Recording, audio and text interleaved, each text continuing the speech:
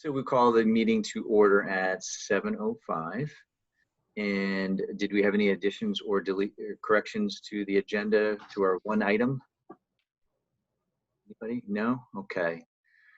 All right. So members of the public, we do have just one item that we are discussing today, and that is budget information for the very important meeting, very important vote that we have tomorrow on the budget. So if there's anything else, sorry, that you'd like to discuss, just let us know now at this point, and we can go ahead and discuss that right now. All right, I don't see anything or any information. Just please raise your hand if you did, or unmute yourself. I'm not seeing anything though, so I am going to hand it over to the Joe and Lori show for the budget information. And Lori, I believe that we have a skinny down version of the very detailed and presentation that you gave previously, and now a 2-pager. Right. So I thought that going through the long presentation again for the third time might be a little overkill, but it is on the website, and I would encourage anybody that is new in this meeting to please go and watch it. It has, I did not have time to update it was a 2-cent change, but most of the information on there is very accurate, as accurate as we can get it at this point. So I would encourage everybody to go and look at that. It talks about the structure of the schools and just walks through how to get to a tax rate. So basically, I just put together an overview of what has happened over this budget season, basically, and then, I just open it up for questions. So, I'll quickly go down through these. The 2021 budget was partially defeated on 6/10, and that is because the 7 through 12 article passed, and the pre-K through 6 article did not pass by, I believe, about 3 votes. I think, Bill, jump in and correct me if I'm wrong on any of those numbers. And so we only need to, by law, put the one article back up to vote for a revote, which is the pre-K 6 version of the article. Remembering that it is one budget. So if one piece of it fails, then the whole budget fails. So I just want to keep reminding everybody that, that is the reality of Article 17 of the terms of agreement with the merger. So this is the 4th version of the WRED budget, and comes in 2.77% over fiscal year 2020's expense budget, and it's down a little more, about a percent down from the 3rd failed budget as a whole, right? So you can see what the first draft was and the second draft. The 3rd proposal, because that was actually approved, $12,047,000, and the 4th proposal at $12,035,000.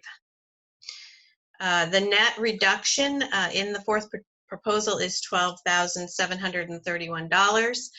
There was an addition to the budget that the board agreed and voted on to actually, it would have been spending outside of the budget had the first budget passed, because there was a teacher needed in Townsend because of the makeup of the grades and how many students were in each grade. So the board approved that. So we went ahead and put that into the 4th proposal.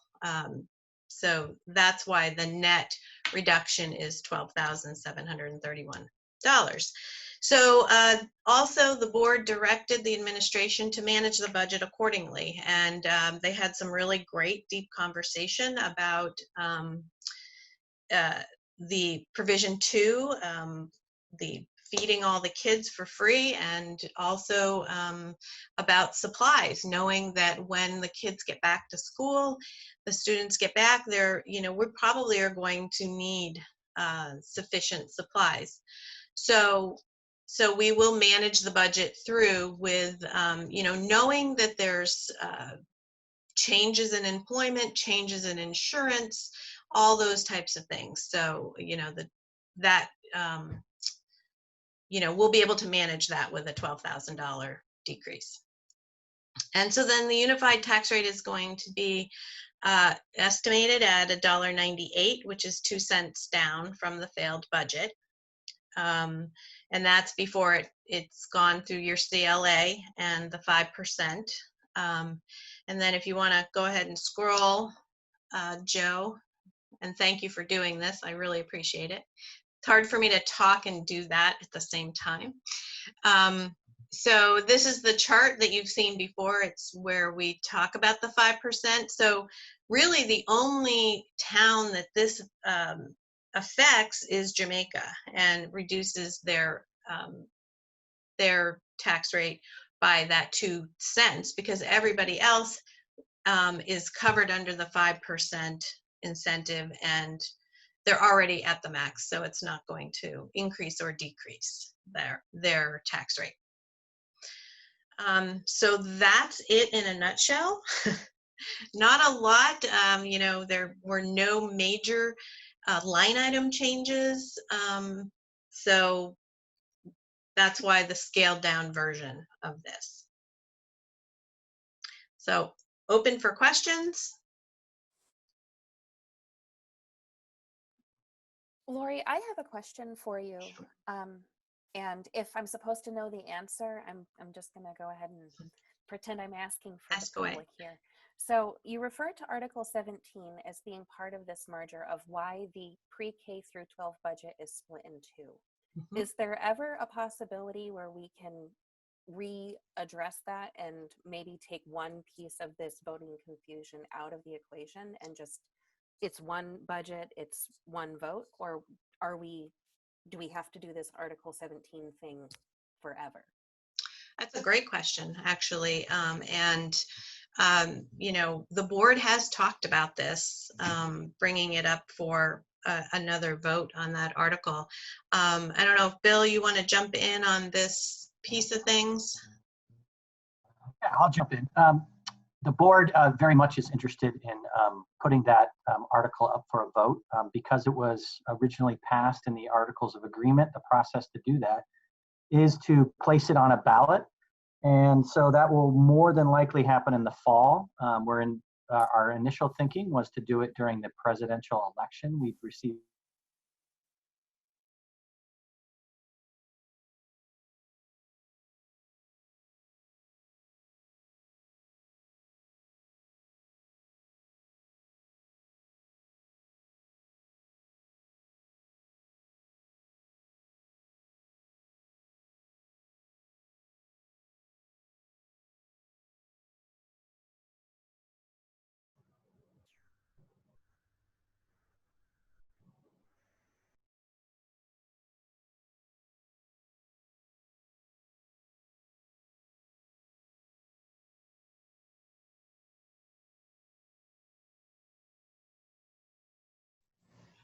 and it appears that I was gone for a while there, but I don't know what you heard from me.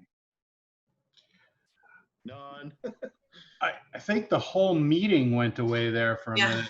Yeah, it did. Something happened to my internet here. Same here. Oh, maybe it was SB cable. I think it was.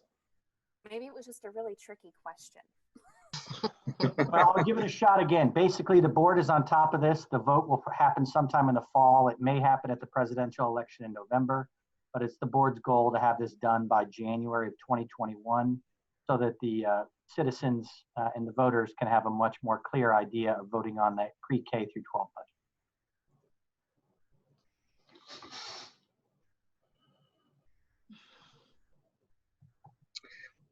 I just wanted to say before we all fell off there, I did see something in the chat from Bill Gunther, but unfortunately I lost everything, and I don't currently see what, Bill, if you're still on, what you had written, and I apologize. It was something about our last board meeting, but I didn't get to read it completely. So yeah, I think I can interpret it. I mean, Bill is a very organized citizen, which is super helpful. And Bill, jump in if I'm getting this incorrect, but I think Bill was curious about the discussion about the universal meals and the $55,000 that I brought forward to discuss whether the board wanted to continue that. And I think Bill was looking for some clarification about how does that process work? Are kids going to get fed? Does keeping the 55,000 mean that kids get fed? Would eliminating the 55,000 means that kids would not get fed? So I'll take a stab, and then Lori, if you want to jump in, I'm happy. Okay. So basically, the provision 2 that the board voted on in the creation of the budget and in the commitment to going into year 2 means that all students will not have to fill out any free and reduced lunch applications in order to receive food. Will encourage everybody to complete all of those forms because that increases the reimbursement for the district. But nobody will have to send in checks, send in money for their students to be fed. Everybody will be fed. Nobody will be treated any differently. It'll be a universal commitment to all students who attend West River Food Education District schools will receive breakfast and lunch. Yeah, that's great, Gail. That's exactly right. We will probably collect applications again, and I want to make sure that everybody does hear that we will probably need to do the base year again because of COVID. So we will be collecting them, but regardless of whether we get a application back or not, students eat for free. And it is, I think one board member said it, and I honestly don't remember, but it is the equity of all of the kids, no matter what, are eating for free throughout the whole district. So the board came out pretty strong in favor of that. Thanks. And I saw that Mike had a question. Yeah, I was just gonna say that maybe Lori should go over for the voters in Jamaica what happened, because my understanding is that they lost their 5% hold harmless last year for some reason that even I'm not quite sure of. But it wasn't anything that the board did, but I just wanted, maybe there should be an explanation for the Jamaica voters there. Sure, it's fairly complicated, and it happens really mostly at the state level. But what the incentive, and this is, there is a pretty good explanation of it in the presentation. So I would encourage all Jamaica voters to read that. Basically, it looks at the 5% incentive was put into place so that districts that merged, their tax rates would not increase more than 5% or decrease more than 5% of the prior year's estimated, or I'm sorry, equalized tax rate. Okay, so that equalized tax rate number is something that I get from the state. And actually the state tells me whether you lose it or not, to be honest. But the calculation, I know what the calculation is. And it's that prior year's equalized tax rate, and then it matches it against or looks at what the unified tax rate is for fiscal year 21. So we're looking back at 20s, and in this case, last year we were looking back at 19s. So what happened is that Jamaica's tax rate surpassed their prior year equalized tax rate. Therefore, they lost the incentive. And the way the law is written is that once you lose it, you don't get it back. and you get the unified tax rate from that point on. There was some confusion actually a little bit about Townsend. They did end up keeping it, but they're right on the edge as well. It's really a matter of if this budget had been reduced, you know, a lot further, then probably Townsend would have lost it as well. And so, you know, eventually we're not sure when, because it's supposed to last with the same incentive schedule as the 8, 6, 4, and 2. But from what I've heard, they could take it away sooner, depending on what happens with tax rates over the next couple of years. But it will go away. So it's, in a sense, it's artificially keeping Brookline and Newfane and Townsend at this point artificially low. So that's why in all of the planning meetings that we've been talking through, we are just looking at what is the unified tax rate, because that's the true tax rate, right? So at some point in time, in the next 3 years, everybody's going to have that unified tax rate. And Jamaica is just actually there quicker than the others at this point. But, you know, so at that time, their tax rate is not going to go up as much as Newfane and Brookline's will. So does that sort of answer the question for you, Mike? It is complicated. It's not. Yes, I appreciate that, Lori. I just know that, you know, Sure. we want everybody to appear to be getting a fair shake. So. Absolutely. And everybody, you know, Yeah. It's all going to level out in the end. And everybody will be at the unified tax rate. Thank you. Mm-hmm. And Lori, where would your presentation be found? It's on the wyndhamcentral.org website, and then you should be able to drill down under budgets. Perfect. Thank you. We do have another question again. I believe it's Billy in chat.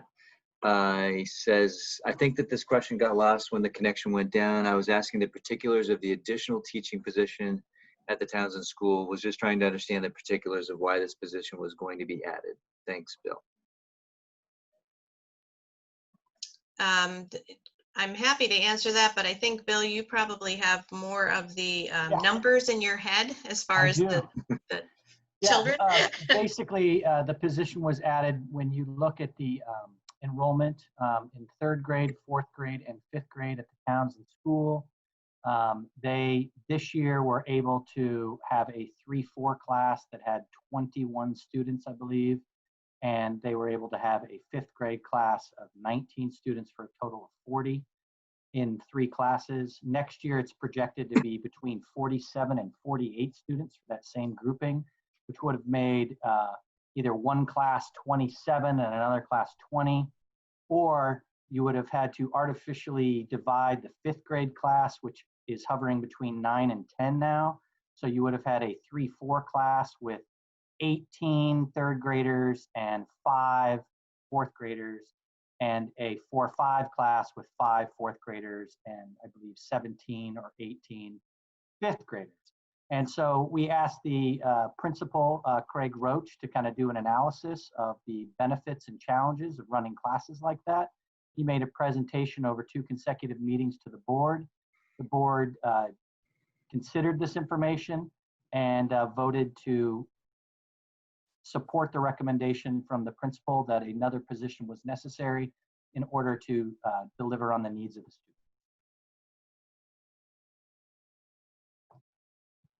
Perfect, Bill. Thank you. We'll wait to see if Billy has any follow-ups on that, but a great explanation. Mike, I see your hands up. I'm not sure if that is a continuation of your hand being raised or. Sorry, that's from before. Could you pop Oh, it okay. down? I will lower your hand. Yep, sorry.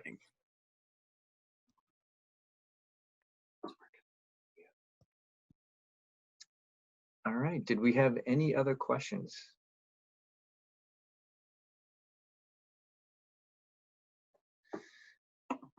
Wow. Okay. Seeing none. It's 7:25 on a Monday night. I just want to put out one last plug to those who are on here. Tell your family, tell your friends, please, please vote tomorrow. I don't know if you saw in the paper, but we had, I think it was 439 votes in total last time around, and normally we have between 600 and 800 votes or voters. Obvious reasons why we were probably down with COVID and all of that, but definitely hoping we can get more folks to come out and vote, and so we can get past this phase and really start working on the long-term planning. And I do see that we do have a hand, and that is Dana. Thanks, Al. Hey, I really just want to give everybody a heads up. I didn't get my absentee ballot until Saturday. So the push to get the vote out and get things done, some of these absentee ballots might be a little short because not everybody got them in time. Just wanted to throw it out there. Thanks, Dana. That's unfortunate. All right. Anybody else?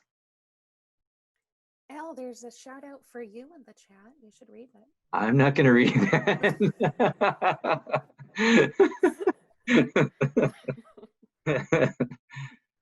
But thank you, Scotty. Appreciate it. So, wow. Okay. This has got to be. Yeah, this has got to be a first. Oh, spoke too soon. Billy Gunther, I will be sending another notice to the Front Porch Forum about urging folks to turn out the vote. I appreciate all of the press on this vote. Thank you very much, Billy. Appreciate it. And I will be very glad to see you in person. And whenever that may be, is it after July 1st, Bill? I don't know if you can speak to that, when we might be able to have actual face-to-face meetings.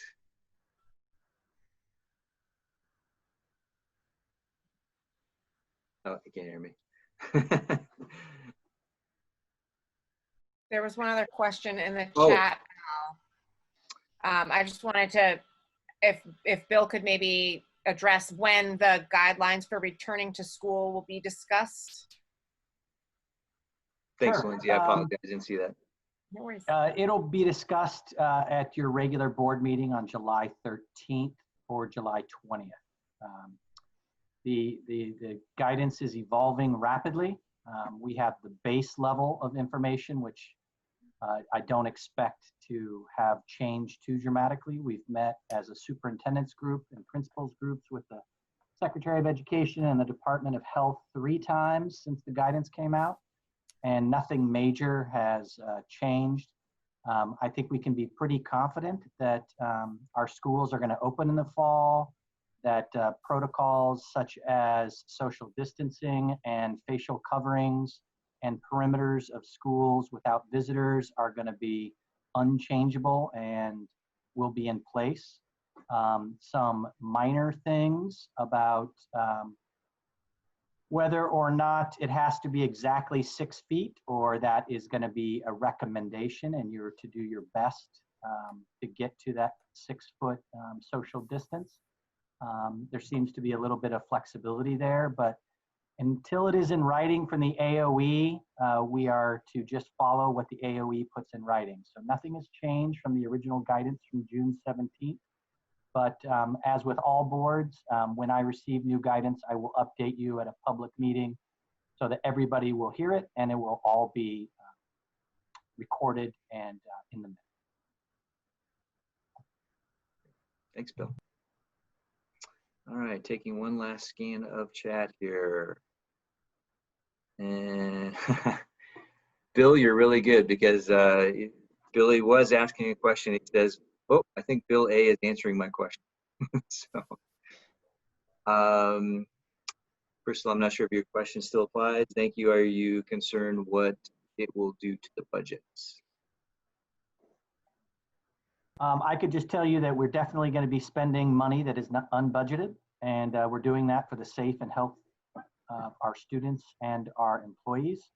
And we will be very efficient and mindful of overspending money that we have not budgeted. But in order for us to open up in a safe manner, in order to follow the guidelines that are provided by the AOE, we will be spending money that is not budgeted. But we will be very mindful of that expenditure throughout the year.